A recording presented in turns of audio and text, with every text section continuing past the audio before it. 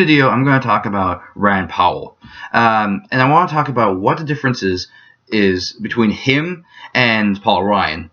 Don't get those names mixed up. I got those mixed up all the time. So hopefully I won't do this the same again today in this video. So the differences between the two, let's start with that, is that Paul Ryan is the Wisconsin representative, while Rand Paul is a 2016 U.S. presidential representative, a candidate. And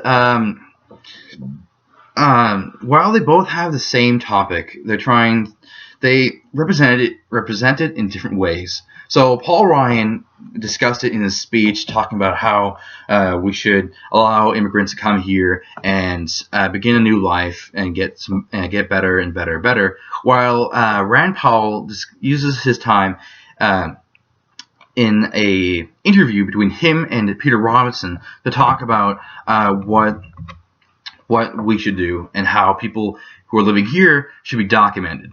So both Peter Robinson and Rand Paul are Republicans.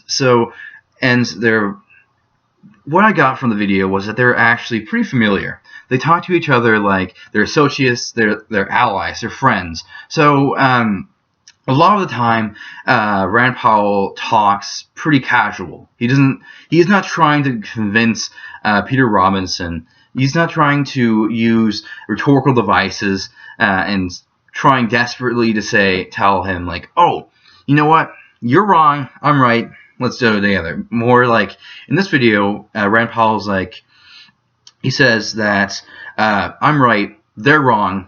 Believe me. And they're more friends, more familiar. They're more like buddies, I would say.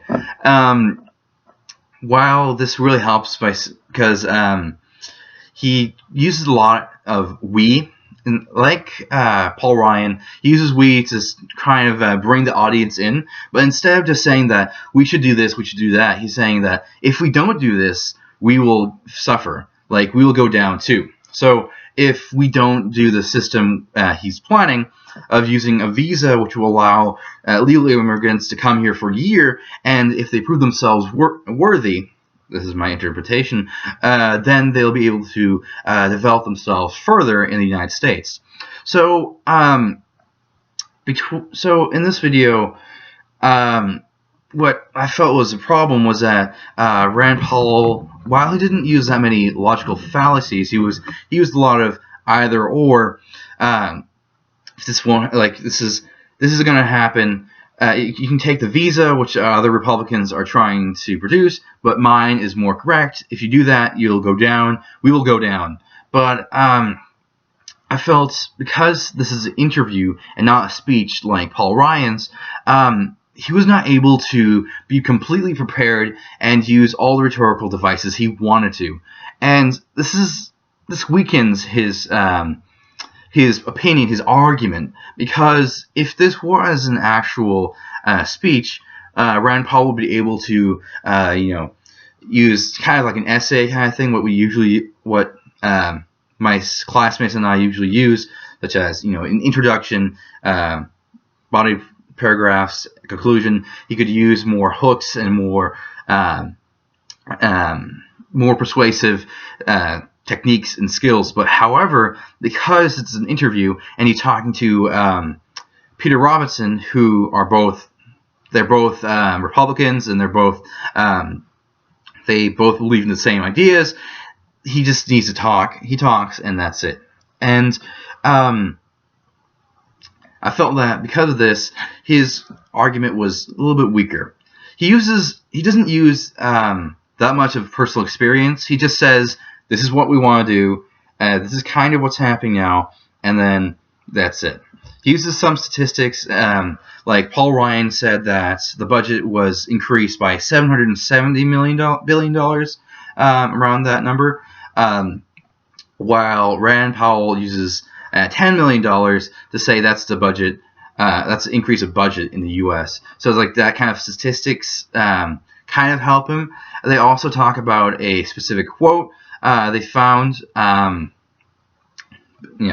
Peter Robinson and Rand Paul discussed this, but because it's an interview, not a speech, it wasn't as convincing. It wasn't as detailed.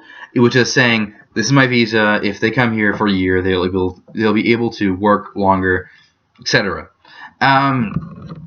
Between the two, not between the two, but yeah, I think I've said all my ideas from Rand Paul's. It's the same topic, same idea of securing the border and allowing citizens, allowing illegal immigrants to come here and create a system to document the undocumented. So same points. Less convincing because it was a interview and not a speech. So thank you for listening, and see you next time when I talk about Bernie Sanders. See ya.